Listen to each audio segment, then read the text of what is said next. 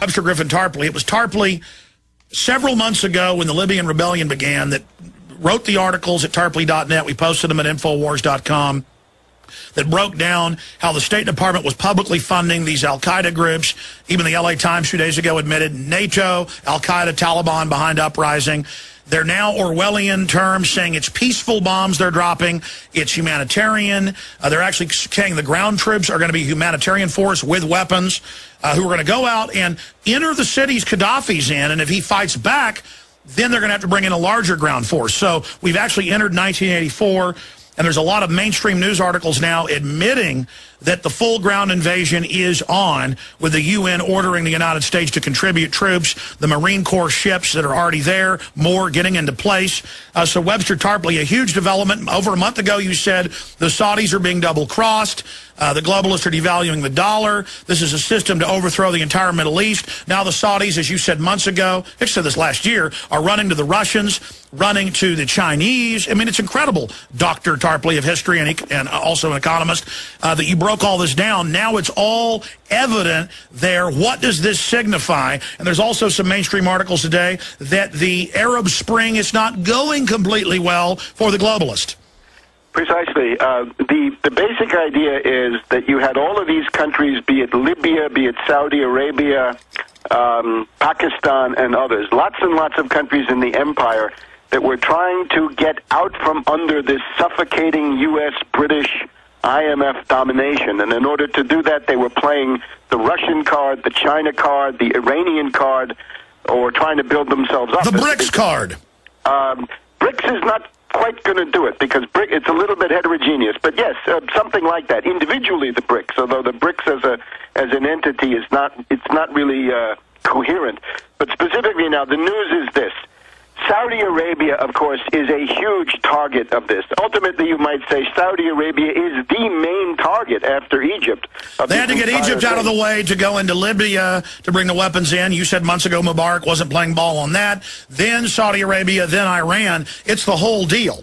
Right. Now, here's what we've got, is an attempt by the Saudis to defend themselves, to maintain their national independence, and to stop this tremendous CIA intervention and National Endowment for Democracy intervention into their internal affairs. At the end of March, we have Prince Bandar, the head of the National Security Council, and as far as I can see, the dominant personality of the whole regime of the royal family, going to Pakistan and meeting with the Prime Minister of Pakistan, Gilani, but I'm sure also with the Pakistani Army and the ISI.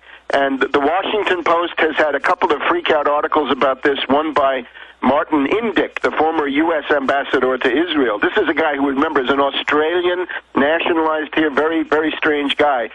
The idea is that Prince Bandar has arranged that if the U.S. starts a color revolution inside the Kingdom of Saudi Arabia, the Pakistanis will send a division or more of troops to put it down.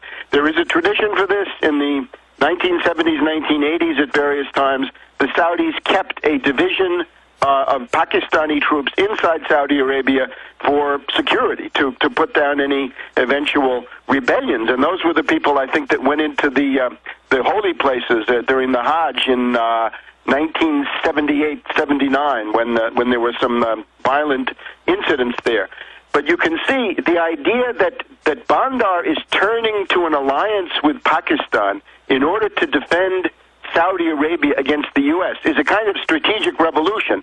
Up to now, Saudi Arabia has relied on the United States for security, but now the people around Bandar see, obviously, that Obama is the main threat, that the U.S. regime, the CIA, the NED, are the main threat to the internal security of Saudi Arabia, so they're looking for an option.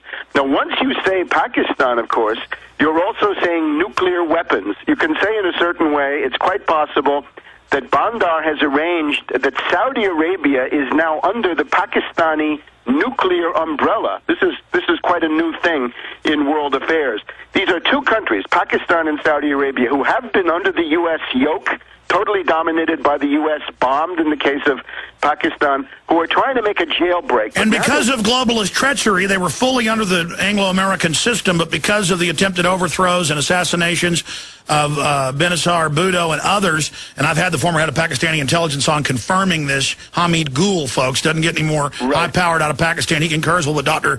Tarpley is saying. They now know they've been double-crossed. The Saudis, and again, you said this last year. I'm blown away, Tarpley, by your foresight.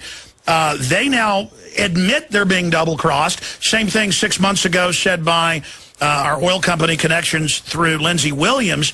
And so the globalists were attempting, through the RAND Corporation Brzezinski model, for a global destabilization from North Africa, Middle East, into Central Asia as a pretext to move giant forces in to then menace China and Russia. I mean, this is an incredibly bold move. Actually, the first attempt of Bandar, the first thing that at least I learned about, was in July of 2009. I was on your program to call attention to the fact that Bandar was playing the Russian card. He had made numerous visits to Russia. He had been meeting with Putin. They were talking about Russian military assistance also there for Saudi Arabia. So that goes back almost 2 years, and in reality more, most likely. Since then, there was a period of about a year when Bandar disappeared from view, and we weren't exactly sure what had happened to him. But now the word in various publications is Bandar is back, and I have to remind people, you may still have the idea that Bandar is this guy who's basically a slave of George Bush the Younger, Bandar Bush, close friend of the Bush family. This is ultimately all irrelevant. He's a survivor, and now it's even in Reuters that the Saudis are saying they're being double-crossed. So he leaves house arrest. He's now back. Right, and the house arrest, we have to see whether that was really house arrest or not. But the idea now is that if the U.S. starts this color revolution, that there will be Pakistani assistance. Now, you look at how the U.S. is attacking Saudi Arabia. One way is through Yemen. That entire thing in Yemen is basically a sideshow.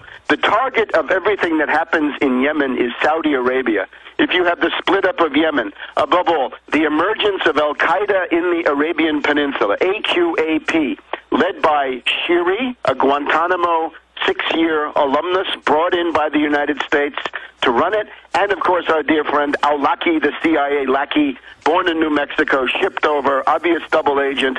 Those two guys, one from Guantanamo and one from the intelligence community, are running Al-Qaeda in the Arabian Peninsula. So that's one source of a huge destabilization for Saudi Arabia. And now that's even admitted in the LA Times and Washington Post. They're not even denying this brazenly. They think we're so done. They say bombs are humanitarian, ground troops are humanitarian. Al-Qaeda is bad when we say, good when we say, simultaneously. I mean, do you think they can really sell this to people?